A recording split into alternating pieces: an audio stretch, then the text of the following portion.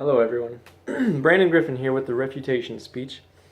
I did a speech about a policy change, and the policy was to instate state tax for Alaska.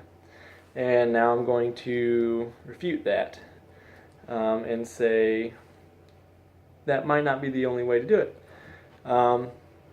According to a article published by the Anchorage Dispatch News, written by Nathaniel Harris on April 2016, the tax would only raise about $200 million a year if there was a state income tax put in, and the deficit is $4+ billion a year. So even putting in the tax doesn't cover all of the money that they have to make up. So if it's such a small drop in the bucket, why go through the hardship it's going to be to get the citizens to vote this back in? Because another fact is that any state that has ever had income tax or abolished income tax have never brought it back. It's never been successful. I don't know if any state has ever tried it, but no state has ever actually brought it back once they've gotten rid of it. So that's a complication. And another couple of reasons why the first speech might not have been as effective are all of the fallacies associated with it.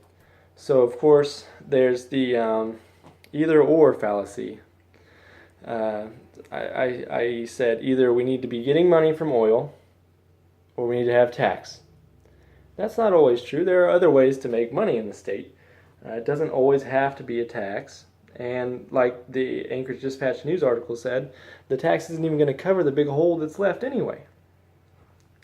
Another fallacy that was in the speech was the hasty generalization fallacy.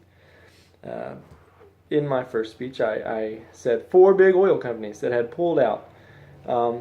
And just because these 4 big oil companies have pulled out doesn't mean that all the other little oil companies are going to pull out, or that the other energy companies are going to pull out and we're going to stop losing money on all of the energy. That's not necessarily true. So you still have to look for that. And then of course the appeal to tradition. Most states have an income tax, and that's where they get their money to fund state things. And just because every other state does it, and that's where they make up their money, doesn't mean that that's what has to happen in Alaska. So that's another big reason that maybe instating the state income tax isn't a great idea.